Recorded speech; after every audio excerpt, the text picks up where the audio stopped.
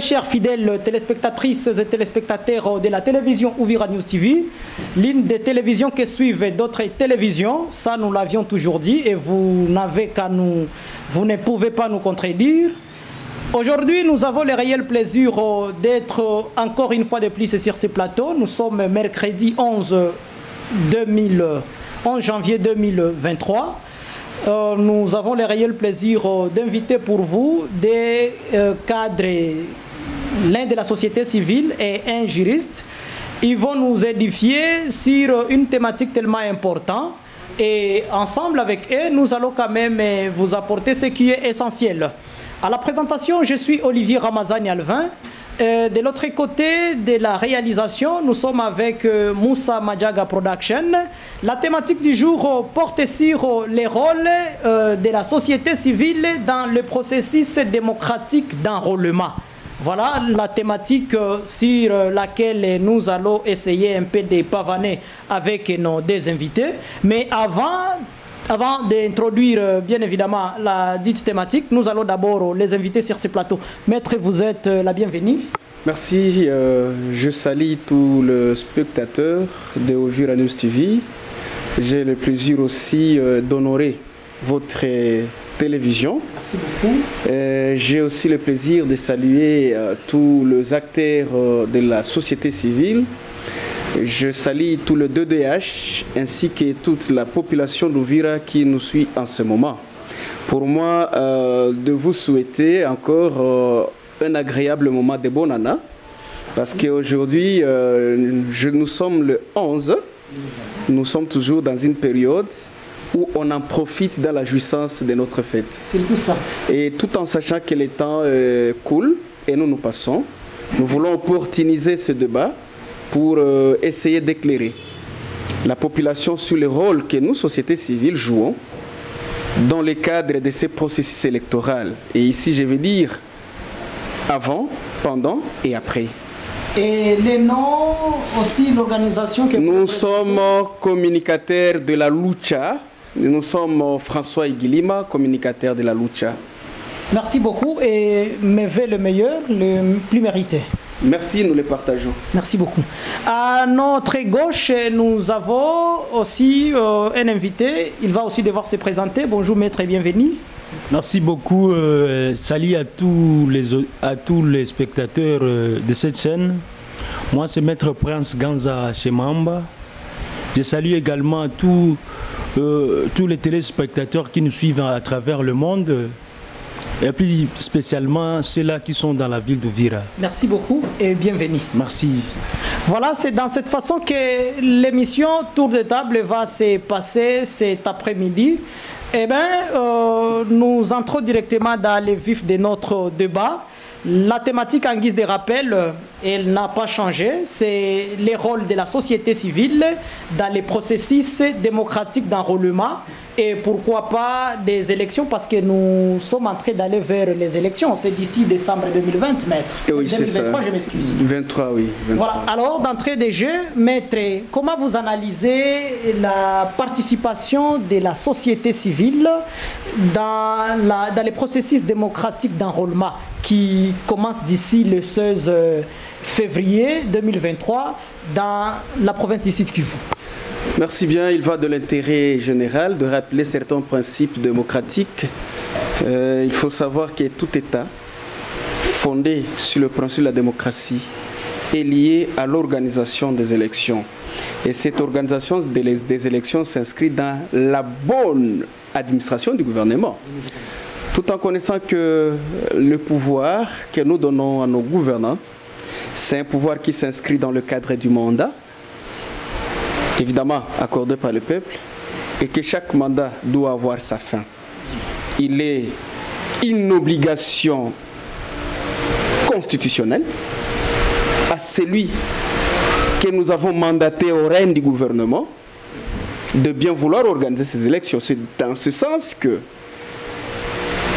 la Constitution en elle prévoit ces organisations constitutionnelles qui soient indérogeables, mais fondées sur le principe de crédibilité, de transparence et d'indépendance. Le processus électoral a commencé depuis longtemps.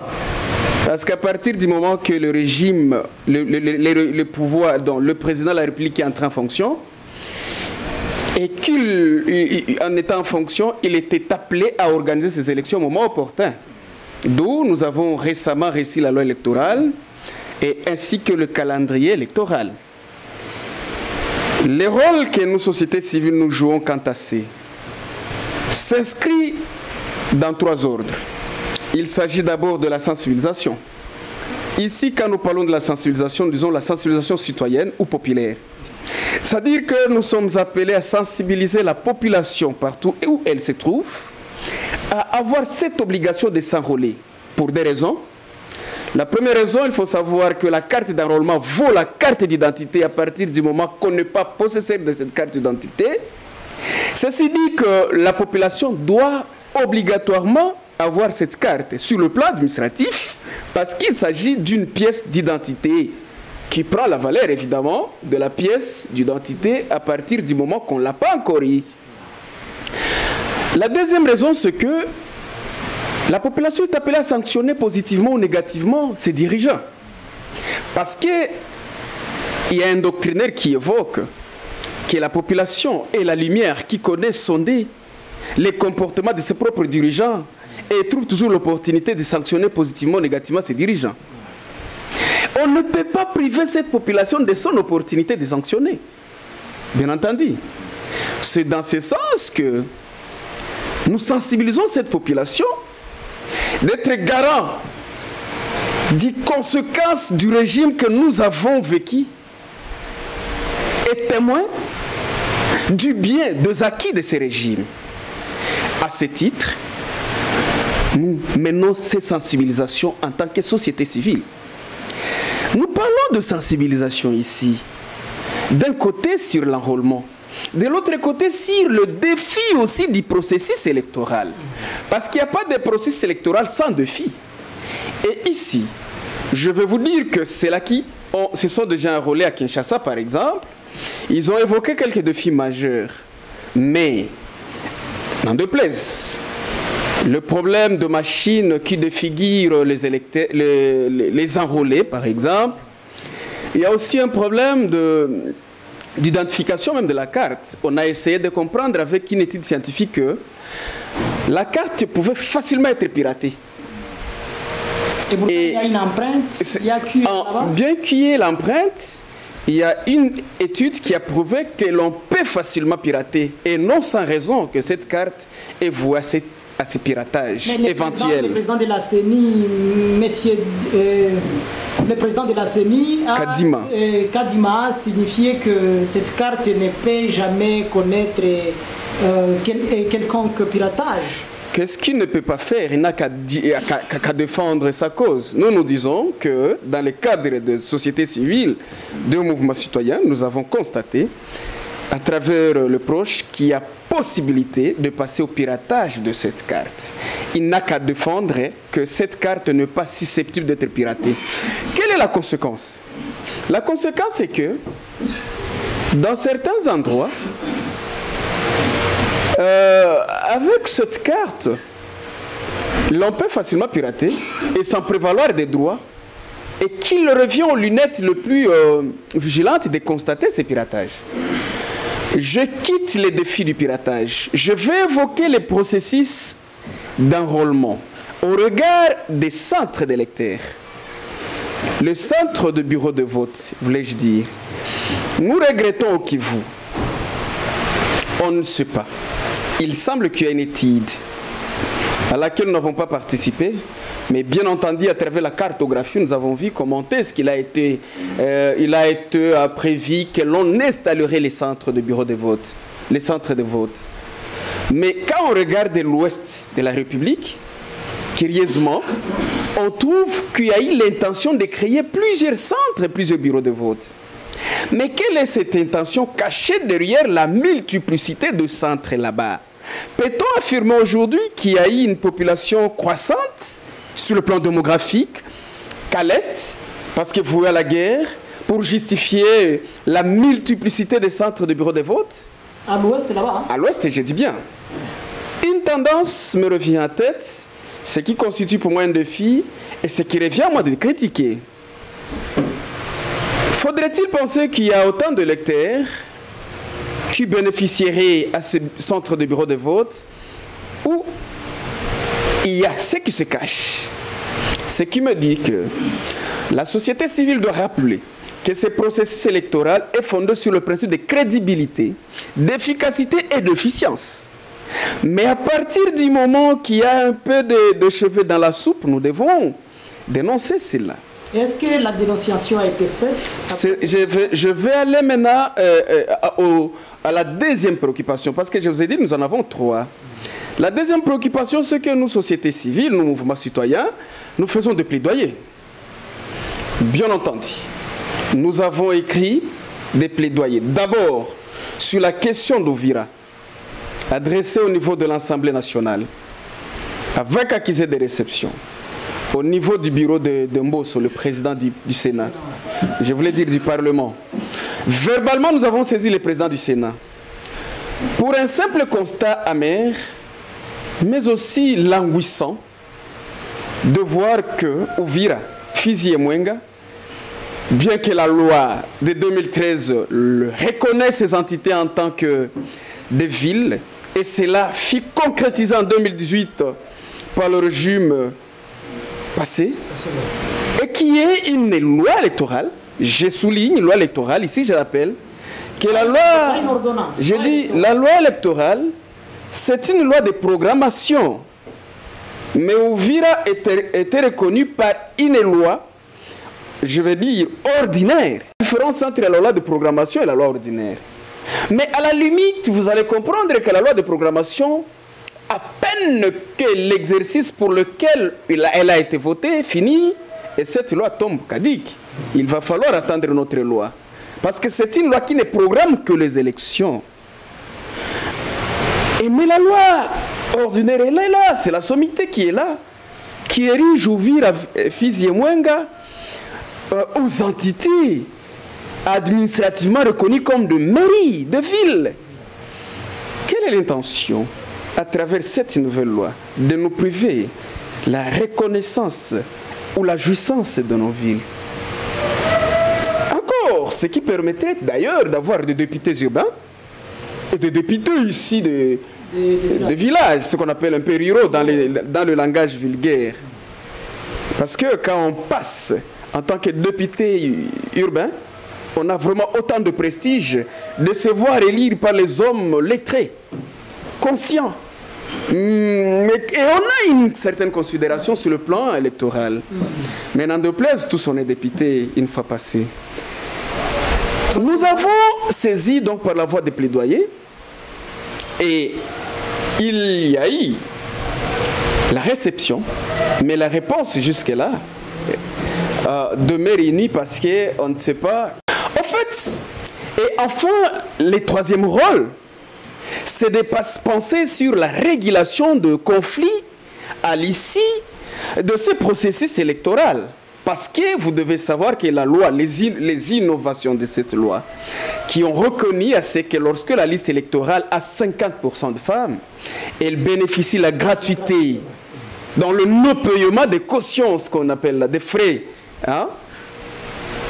Et nous sensibilisons les femmes parce que depuis l'histoire de la République, on a constaté que ce sont des femmes qui semblent être les plus fortes pour pousser les leviers en avant. Dans différentes, mais malheureusement qui ne sont pas représentées. Et nous disons qu'elles se libèrent. Parce que il faut savoir qu'en politique, il ne faut pas attendre quelqu'un pour vous identifier, mais vous devez vous identifier vous-même et prouver votre force. Et c'est ce que nous attendons des hommes. C'est en vertu du principe d'autodétermination des femmes. Voilà ce que nous attendons. Et donc, avec ces trois piliers là-bas, que nous faisons ici en termes de société civile, en termes de mouvement citoyen, nous pensons que appeler la population à l'enrôlement, c'est d'abord un devoir de croire sur le respect du calendrier électoral. Parce qu'en personne, je commence à voir qu'il y a une stratégie montée sur le plan technique qui consacrera le glissement. Et c'est à travers ces stratégies techniques que l'on a créées que vous comprenez qu'il y aura d'enrôlement en itinérance, province par province. Et qu'à l'instant même à Kinshasa, vous connaissez une population, 20 millions de population, il n'y a même pas d'1 million qui est déjà enrôlé. Et pourtant, nous sommes presque à l'écoulement du mois donné pour Kinshasa. Ça signifie que, c'est vrai, nous continuons à sensibiliser, mais un défi technique permettrait à ce que le délai donné par la CENI soit dérogé. Mais est-ce qu'il y a effectivité dans vos campagnes de sensibilisation? Les femmes, les hommes, la population dans son ensemble, elle répond positivement au moins à votre sensibilisation? Je dis que c'est une question sensible. Je suis un activiste des droits de l'homme. Je suis aussi dans plusieurs organisations où je suis invité et je donne des idées. Et j'ai le privilège de vous informer que certains militants de la lucha, à travers une organisation FAP, Femmes Artisanes pour la Paix, ici à Uvira, sont partis même au village, sensibiliser les gens du village sur l'intérêt que porte l'enrôlement et ses processus électoraux. Est-ce qu'il y a effectivité? Au regard des données à notre possession, les femmes sont sensibilisées, les hommes sont sensibilisés, et bien entendu, les hommes à l'âge de voter sont sensibilisés. Merci beaucoup. Nous reviendrons vers vous. Merci beaucoup pour ces explications riches en couleurs. Maître, nous sommes maintenant à vos côtés. Maître Prince, vous venez de suivre votre co-débatteur. Il affirme avec pompe que la société civile, le mouvement citoyen, continue à jouer le rôle qui est le leur dans la sensibilisation de la population vis-à-vis des enjeux électoraux qui nous guettent. Comment vous trouvez ces allégations? Est-ce qu'elles sont fondées? Vous voyez aussi cette effectivité de sensibilisation ou c'est une façon pour la société civile de se couvrir comme nous sommes au plateau? Bon, je salue encore tous les téléspectateurs qui sont en train de nous suivre maintenant. Moi, c'est Maître Prince Ganza Chemamba. En fait, d'abord, je voudrais revenir sur... nous parlons de... les rôles de la société civile, dans le processus démocratique d'enrôlement. Ouais. Alors moi, je voudrais insister beaucoup plus sur la sensibilisation. Et moi, je ne vois pas seulement la société civile seulement, mais je voudrais voir la société civile dans toutes ses composantes. La composante jeune, la composante confession religieuse. Il y a toute une série de composantes. Il y a toute une série de composantes là-bas où je dirais que sur toute l'étendue de la République démocratique du Congo, la société civile manifeste une certaine faiblesse dans le cadre de la sensibilisation de la population. Puisque c'est un droit constitutionnel. À son article 5 de notre Constitution de la République démocratique du Congo, l'article 5 dispose que la souveraineté nationale appartient au peuple. Tout pouvoir émane du peuple qu'il exerce directement par voie de référendum ou d'élection et indirectement par ses représentants. Aucune fraction du peuple ni aucun individu ne peut s'en attribuer l'exercice.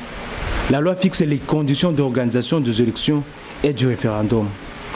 Voilà un peu, je m'arrête seulement par là pour dire que il y a une certaine faiblesse au sein de la société civile, mais comme la Constitution veut que... Cette faiblesse est liée à quoi? Et elle se base où précisément? Cette faiblesse, c'est-à-dire... on ne voit pas, moi personnellement, je n'ai pas encore vu les membres de la société civile entrer en contact avec la population. Dans les églises, cela n'est pas fait? Dans les rues, nulle part, ici chez nous à Uvira, il n'y a rien qui est entre d'autres vies. Donc partout, jusqu'à maintenant, la population n'est pas informée. Et puis comme ici à l'Est, ça va commencer au mois de février, j'estime que pour moi, la société civile doit encore travailler beaucoup sur toute l'étendue de la République pour que, par-ci, par-là, même le parti politique, ce qui sensibilise beaucoup plus, je trouve que ce sont beaucoup plus les candidats membres de partis politiques qui sont en train de sensibiliser, leur base. Et pourtant, la société civile en soi, elle est censée quand même jouer aussi son rôle comme nous les médias sommes en train de le faire. Oui, oui. D'ailleurs, je vous félicite pour ça. Et ça, c'est un bon thème, c'est une bonne thématique qui peut faciliter même ceux qui sont en train de nous suivre maintenant en ligne et ceux qui sont à l'étranger peuvent venir s'enrôler ici chez nous à Uvira, même en République démocratique du Congo. Ils comprennent facilement. Oui. C'est-à-dire, selon vous, la société civile jusque-là, elle attend aussi qu'elle soit bénéficiaire de la sensibilisation ou elle va encore le faire. Parce que vous voyez, Maître vient de le signifier, Maître François Guilima, comme quoi la société civile en soi, elle est en train de faire, elle est en train d'assumer les rôles qui lui reviennent de droit, mais peut-être parce qu'on a assez de sociétés civiles, il y a il y a toute une diversité de sociétés civiles. Oui. Lui, peut-être, à sa part, dans les mouvements citoyens Lucha, ils sont déjà en train de le faire et il vient de nous énumérer quelques exemples. Ils sont déjà en train de le faire et ça nous témoignons. Nous saluons d'abord leur combativité dans cette politique-là, mais peut-être c'est la société civile dans son ensemble qui n'a pas encore eu le temps de se lancer dans cette question d'intérêt communautaire, mais au moins d'une part la lucha est en train de faire son travail. Bon, merci pour la parole. En fait, ce que je dirais, ce qui sensibilise au sein de la société civile, ce sont les acteurs de la société civile qui ont des ambitions politiques. Donc, actuellement, aussi une ambition politique. Certains membres de la société civile qui sont déjà attachés à certains partis politiques. Actuellement, ce sont eux maintenant qui font des affiches par-ci par-là. Ils vous mettent comme vous mettez là-bas. Uvira News TV, ils mettent leurs effigies là-bas, ils recommandent à la population d'aller s'enrôler. Et donc certains acteurs de la société civile sont déjà manipulés dans ce sens.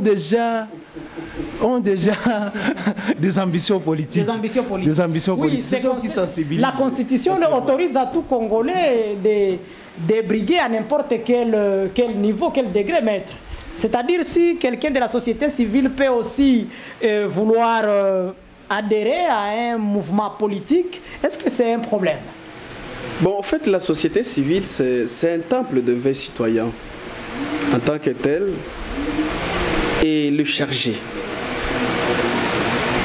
de susciter la population à s'approprier certaines valeurs citoyennes du changement de la République. Ce qui n'est pas normalement effectif. C'est tout ce que nous faisons. Parce que vous de la lucha, je veux revenir sur la simple contradiction à l'instant. Vous êtes un journaliste indépendant. Est-ce que vous ne faites pas partie des membres de la société civile? J'en fais partie. Comment se fait-il que vous affirmez que vous ne sensibilisez pas la population? Je vais toujours revenir vers d'autres profils. Vous dites que c'est elle. Là, il n'y a pas 3 sociétés civiles ni 5 mouvements citoyens. Si l'on parle des conglomérats de sociétés civiles, c'est au regard de personnes. Mais la mission de la société civile n'est qu'unique. Et on ne dit pas les sociétés civiles, on parle de la société civile. Au regard de l'action.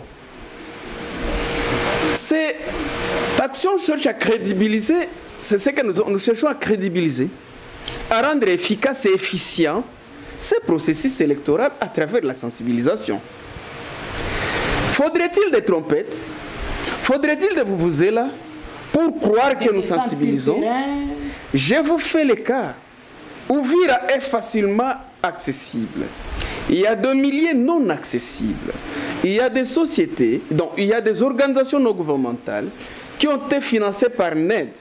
Ici, je vous l'ai dit, dans le cadre de ces processus électoraux. Et en passant, je parle de FAP, et il y a d'autres organisations qui ont largué, s'il vous plaît, les acteurs de société civile dans tous les villages assénés pour aller sensibiliser sur l'intérêt du processus électoral. Si à Uvira, on ne le sent pas avec pompe, cela ne suppose pas qu'à Uvira, on ne va pas les sentir avec pompe. Nous disons que Uvira est facilement accessible que les villages. Et on ne sait pas comprendre comment quelqu'un du village soit beaucoup plus sensibilisé sur les processus électoraux et à Uvira qu'on ne les soit pas. Ça serait une faute lourde à nos sociétés civiles, à nos mouvements citoyens. C'est dans ce sens que je dis, passant par cet échange autour de table, j'ai fait ma part de sensibilisation en appelant la population à s'approprier ces processus électoraux, en s'enrôlant massivement et en s'apprêtant pour la sanction positive ou négative à l'égard de nos représentants. Je pensais par contre que ces devoirs constitutionnels que nous partageons ensemble permettraient à tout le monde qui se sent épris du désir de sensibiliser de le faire. Parce que dépourvu de moyens, sans aucun bailleur de fonds nous autres, nous ne nous limitons qu'à notre endroit où nous sommes beaucoup plus entendus. Prince venait d'évoquer la question. Maître Prince. Maître Prince Ganza venait d'évoquer la question de ceux-là qui sensibilisent la société civile au motif d'intérêt de postuler. Évidemment, ça ne lui engage. Parce que c'est une prémisse qui n'aura pas de conclusion. Pour autant que on ne peut pas sonder les cœurs et reins de gens. C'est une précipitation de dire que ceux qui sensibilisent à l'instant expriment directement leur désir de postuler. Et pourtant, on n'est pas encore en ce moment. Il faudrait attendre ce moment pour au moins le dire. C'est une analyse propre à elle. C'est ce que j'ai dit, ça lui engage personnellement. Nous sommes ici, nous venons juste sensibiliser la population et nous n'avons aucune intention de derrière tout ça. C'est dire à la population de s'enrôler massivement et espérer peut-être avoir un siège de plus. Et je vais revenir maintenant dans le cadre de notre sensibilisation, comme nous disons qu'il y a certains défis à relever. Et ici, nous disons avant. Et en ce moment ici, pendant que la population s'attend à ces processus d'enrôlement, nous devons informer la population qu'il faut faire attention. Il y a déjà beaucoup de Burundais sur terrain qui voudraient bien profiter de cette carte d'enrôlement afin de leur permettre aussi d'avoir peut-être un député demain. Voilà un acteur de la société civile qui, merveilleusement, veut sensibiliser la population d'Uvira de ne pas céder à ses caprices, de ne pas céder à la peur, mais d'avoir le courage de dénoncer. Et est-ce qu'en dehors de ce plateau, vous êtes en train de montrer à la population que... C'est un danger, je leur montre, non? Il y a déjà un danger. C'est un danger. C'est un danger dans ce sens que si jamais les étrangers accédaient à nos cartes d'électeurs, je ne vois personne pour les empêcher de ne pas s'enrôler. Et donc il y aura aussi des candidats burundais? À partir du moment que l'on a la carte de lecteur, d'office on est candidat pourvu qu'il y ait une preuve contraire pour m'empêcher de ne pas l'être, surtout à la députation provinciale et à la députation nationale. Nous, en attendant la loi Tchani qui aura son effet pour éjecter certains peut-être candidats de peur et de mère, certains candidats présidentiables, et vous devez le savoir parce que ça ne va pas, ça va toujours aboutir. Avec ce principe de 21 000 $, nous savons comment est-ce qu'on va passer par le Parlement et cette loi va passer. Avec le souci d'éjecter certains, je dis, candidats présidentiables. Et aussi ils ne sont pas de père et de mère. C'est ce que j'ai dit. Et aussi d'avoir d'autres candidats de poids mouche qu'on va facilement emballer dans un sac et puis pour que nous ayons encore... Bon, voilà. Nous disons que la population doit être vigilante dans ce sens de se prémunir de moyens efficaces pour bloquer à ce que certains étrangers aient nos cartes d'enrôlement. Cette sensibilisation atteint déjà quel pourcentage? Personnellement, je ne peux pas m'évaluer. Nous disons que nous sommes dans un processus de sensibilisation. Nous attendons la fin de ce processus pour nous évaluer. Mais ceux-là qui sont sensibilisés, la population pourra nous donner déjà les pourcentages. Il va de soi de rappeler les rôles aussi des policiers. Parce que ce qui se passe à Kinshasa, ça sera aussi ici. On observe, au regard du délai écourté, que certains agents de l'ordre sont maintenant soumis à une corruption. C'est-à-dire, j'arrive à 12 h, je trouve que vous êtes sur la queue, je vous glisse 3 000 francs congolais, 5 000 francs congolais, et vous me donnez l'accès libre du bureau de vote pour que j'ai ma carte et que je sorte si vite. Cette tendance de faciliter cette corruption, cette tendance de discréditer ce processus électoral, nous de la société civile, nous la condamnons. C'est déjà ce qu'on appelle le principe de prévention. Donc nous sommes en train de prévenir les gens, chargés de la sécurité. Nous demandons tout de même aux chefs des quartiers, en tant que les autorités locales du milieu, d'être vigilants et regardants, de s'opposer contre ceux-là qui chercheraient à avoir nos cartes d'électeurs pendant qu'ils ne sont pas congolais. Il revient aux chefs de quartier d'en témoigner et que son témoignage a une grande valeur. Et c'est là qui se crée de témoins, de faire attention. Alors, et au fond, nous allons tout de même demander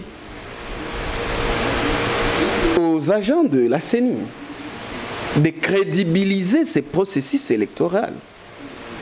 Crédibiliser dans ce sens où les témoins qui seront dans le bureau de vote, les observateurs qui seront dans le bureau de vote, accrédités évidemment par la CENI, devaient aussi avoir droit de signer sur le PV des élections, donc le PV de vote à l'issue des élections. Et ces processus devaient les accompagner jusqu'au bureau de vote et au centre de compilation. Voilà un peu les processus dans lesquels nous évoluons. Mais en rappel, je disais à nos mamans, évidemment aux femmes, de tenir les reins, de ne pas se laisser faire, de booster et de bousculer, de se retrouver dans des partis politiques afin d'être éligibles. Ma République souffre sur base de cupidité des hommes. Nous sommes dans une période où on est en train d'essayer peut-être, nous aurons une certaine timpa vita qui va nous sauver. Parce que la population décide par les gens comme des hommes, on espère peut-être que les femmes pourraient pousser les leviers et nous amener dans ce pays plus fort, plus prospère, que nous vantons à travers l'hymne national. Merci. Maître, est-ce qu'il y a encore des défis à relever dans la sensibilisation faite par la société civile? Oui, c'est d'abord la question de la crédibilité, parce que j'ai suivi récemment les cadres du PPRD. Au niveau national, ils ont sollicité qu'il y ait la recomposition de la CENI. Ce qui ne se fera plus. Alors on ne sait pas, est-ce qu'on ira dans le cas, on va organiser des élections bâclées, tout ça, c'est un problème aussi. Alors aussi par rapport à la société civile, c'est là que je voudrais revenir, parce que la mission de la société civile, certains cadres de la société civile actuellement se comportent comme acteurs politiques. Parce que la mission de la société civile, ce n'est pas à conquérir ni à conserver le pouvoir, mais plutôt à faire le contrepoids. Et à canaliser le besoin de la population. Le besoin de la population actuellement, c'est d'obtenir la carte d'électeur. Moi, ça fait une année déjà que je n'ai pas la carte d'électeur. Perdu. Je suis parti à la CENI, on m'a dit que il y a problème de donner des duplicata jusqu'à ce jour. Et sur toute l'étendue de la République, ici, nous sommes à l'Est, on donne seulement des attestations, la population circule avec des attestations, avec de PV, des déclarations portant sur la déclaration de perte des cartes d'électeurs, tout ça. Les attestations. C'est déjà un problème sérieux que nous, actuellement dans la ville d'Ouvira, nous avons. C'est que, en principe, nous avons besoin réellement de cette carte. Et la société civile, dans toutes ses composantes, doit mobiliser la population pour en avoir. Parce que ça sert non seulement dans le cadre de la carte d'identité, mais aussi ça sert à la population comme ça facilite l'accès à des banques. Vous comprenez? Avec tout ça, même pour faciliter la circulation routière, même au niveau de frontières, il y a nécessité que la population puisse s'approprier de cette carte. Surtout que dans la ville d'Ouvira, nous avons connu le problème du côté de Kassenga, nous avons connu les inondations, dont un grand nombre de la population a perdu. Elle est sans carte d'électeur, sans identité. Je pense que c'est un moment opportun pour que cette population ouviroise puisse, parce que c'est là que nous sommes maintenant actuellement.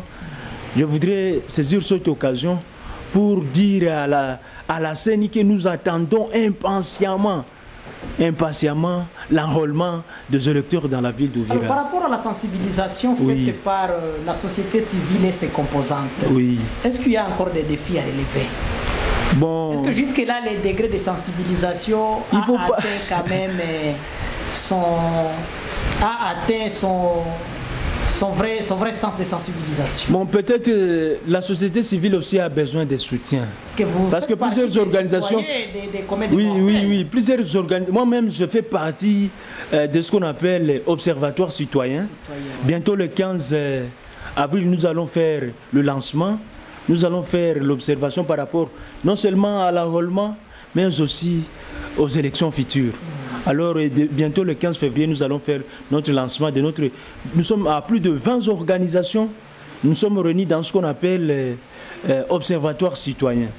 Avec ça, nous pensons que nous allons aider la suite. Nous allons intervenir à contribuer tant soit peu par rapport à la procédure, non seulement d'enrôlement, mais aussi dans la suite des processus des élections en République démocratique du Congo. Il y a déjà une sensibilisation faite. Oui. NED a financé plusieurs organisations elles-mêmes et plusieurs groupes théâtrales. Oui. Il y a des médias comme nous, présentement, nous sommes en train de le faire avec vous, la sensibilisation. Maître François Anadi. Oui. Les églises sont aussi en train de le faire, c'est dans le cadre de la composante de la société civile. Oui. Comment vous évaluez cette sensibilisation? Parce que certainement, elle est déjà en cours. Est-ce qu'il y a encore des défis à relever ou la sensibilisation, elle est en train de suivre son bonhomme de chemin? D'ici le 16 février, est-ce que vous espérez qu'au moins Ouvira dans sa globalité sera déjà sensibilisé? Je pense qu'il faudrait qu'ils aient une façon de procéder pour atteindre la masse des populations, notamment dans des marchés, par-ci par-là. Et on ne sait pas jusque maintenant. On ne sait pas évoquer les cas de Vuvuzela. Est-ce qu'il faudra-t-il prendre des mégaphones, des Vuvuzela? C'est parmi les moyens que vous les proposerez. Descendre dans les marchés, descendre dans des fortes agglomérations. Et comment vous les proposerez des moyens? En tout cas, les grandes agglomérations doivent être au courant par rapport à ce processus d'enrôlement. Oui, c'est très important. C'est très important. Oui. Ce qui n'est pas, selon vous, jusque-là fait? Non, jusque-là, la propagande n'est pas encore au zénith. Maître, vous êtes en train de le constater, nous sommes toujours dans l'émission Tour de table et les invités sont en train de nous éclaircir sur la question portant sur le rôle de la société civile dans le processus démocratique d'enrôlement. Maître, vous venez d'écouter Maître Prince en tant que citoyen lambda. Aussi longtemps que les sociétés civiles dans leur ensemble ne sont pas visibles dans les rues, dans les fortes agglomérations de la ville d'Ouvira, certainement nous saluons déjà les efforts consentis par vous de la société civile, mais selon votre co-débatteur, il y a encore des défis à relever. Faudra-t-il procéder, selon lui, à la descente sur terrain dans de fortes agglomérations ou les moyens que vous adaptez suffisent? Parler de moyens. je vais vous décevoir parce qu'on n'en a jamais eu. C'est-à-dire les moyens, je m'adresse au canal. Les moyens matériels. Par contre, je vais parler de stratégie de sensibilisation. Il y a des sensibilisations porte-à-porte. Que vous faites déjà? Qui sont susceptibles au village, où l'on peut compter peut-être 100 ménages ou 200 ménages. Dans la ville, il y a des sensibilisations à des groupes ciblés. Dans des villages, toujours il y a un groupe de pêcheurs, on le fait. Il y a des groupes des agriculteurs, on le fait. Au niveau de marché, on le fait. Dans des églises, on le fait. Au niveau des deuils, on le fait.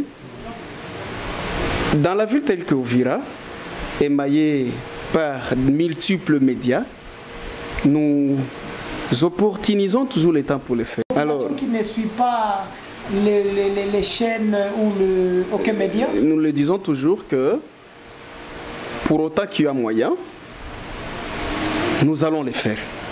Il est certainement vrai qu'on n'a pas encore atteint les nombres soumis à notre objectif, mais nous allons les faire. Je veux rentrer un peu dans ces processus parce qu'on risque de s'appesantir sur la question d'enrôlement, sur la question d'élection. Mais le fond dans tout ça, c'est sur la question du devenir de la République, du devenir de nous électeurs, à travers la volonté exprimée dans nos urnes, dans les urnes. C'est mieux de partir sensibiliser la population, avoir des cartes et à voter. Mais c'est plus mieux encore de dire à la population qui voter, pourquoi et pour quelle fin.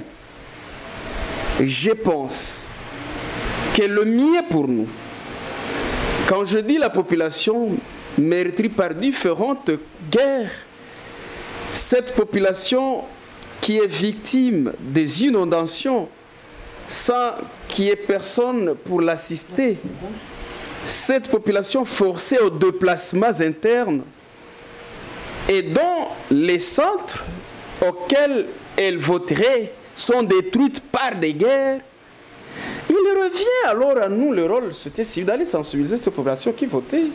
Pourquoi? Pour quel intérêt? Parce que je disais au début, l'auteur est victime de sa voix, c'est la population qui volontairement l'exprime à travers les urnes.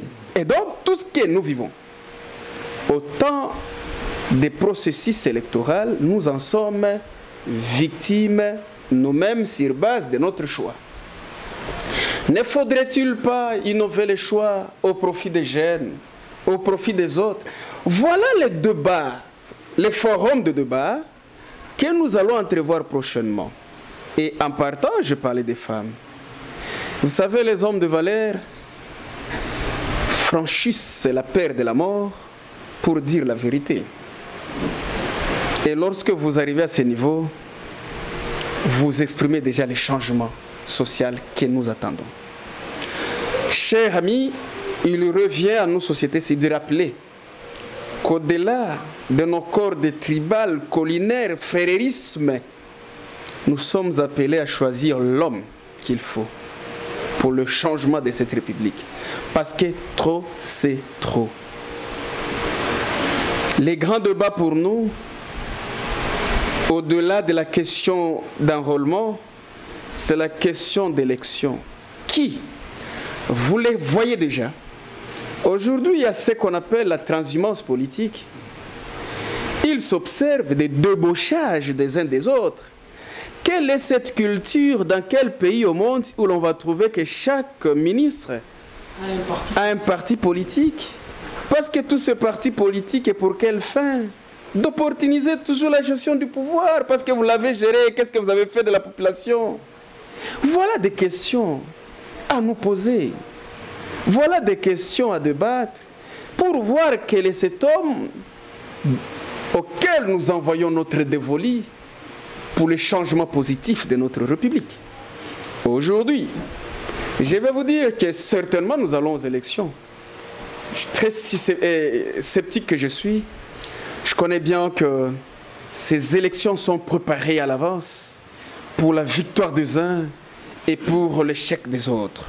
C'est connu déjà. Hein? Ça, c'est moi qui l'ai dit, ça n'engage que moi. Hein. La crédibilisation de ces élections pose problème. À partir du premier postulat, c'est qu'on estime que, d'après Socrate, la meilleure politique électorale, c'est cette politique qui tiendra compte du besoin primaire de la population. C'est cette politique qui tiendra compte de la réponse à l'intérêt supérieur de la population. On n'organise pas les élections pour les perdre, c'est ce que vient de nous signifier Maître François Igilima. Maître, quel est votre dernier message? En fait, moi je voudrais tourner par rapport à cette phrase que vous dites, on n'organise pas les élections pour les perdre. Moi je dirais ceci, chaque peuple a des dirigeants qu'il mérite. Si tout ce que nous sommes en train de vivre nous méritons actuellement, les dirigeants que nous avons. Oui, c'est parce sont que les le meilleurs peuple a dirigeants pour laissé. nous. Et il y a une grande faiblesse au sein de la société civile. Si la société civile pouvait se mettre debout comme un seul homme, on ne pouvait pas avoir les dirigeants qu'on a actuellement. Votre dernier message? Alors, dernier message, je dis à nos amis qui sont à l'étranger qu'ils viennent s'enrôler parce que le processus d'enrôlement est en cours en République démocratique du Congo. Et également à nos amis qui sont ici à côté au Burundi, ils peuvent venir s'enrôler ici chez nous parce que il y aura les Congolais de la diaspora. Les Congolais de la diaspora. Les Congolais de la diaspora. Oui, les Congolais de la diaspora. Il faudrait que la société civile et les chefs des quartiers, les chefs d'avenir soient très vigilants pour que nous ne puissions pas élire des députés en provenance des États étrangers. Merci beaucoup. Maître, votre dernier message? Le dernier message que si c'était les 100 des Congolais qui pouvaient permettre les changements positifs de ce pays aurait une avance de 10 ans. La lutte a perdu autant de militants pour mettre fin au régime de Kabila. Faudrait-il en perdre autant pour mettre fin à ce régime? Nous sommes appelés au bon sens du changement. Les élections, c'est un devoir constitutionnel du peuple congolais, mais appeler les autorités à répondre aux besoins de cette population qui souffre. Les mêmes autorités que vous, la société civile, vous votez? Malheureusement pas. Nous disons, c'est là qui auront la chance de passer. Les appeler de répondre aux besoins sociaux de cette population qui souffre vaut plus qu'une grande attente de la population. Désormais, la République démocratique du Congo doit avoir des hommes conscients, vertueux pour le changement de cet État. À travers ces élections, j'en appelle à la population de prendre conscience au vote et de barrer route à ceux-là qui sont témoins et complices de nos malheurs sans réagir. Il en est de même en commençant par tous les niveaux. 15 ans c'est trop, et trop c'est trop. Nous n'allons pas fermer nos bouches. Nous allons sensibiliser la population pour les votes positifs et pour le changement de notre République. Merci de votre légendaire attention. Vous étiez nombreux en train de nous suivre. Ces quelques minutes suffisent pour mettre fin à cette émission. Merci et bienvenue une fois de plus. Maître, merci. Merci, merci. Merci beaucoup. Uvira News TV, multimédia service kwa ajili yako.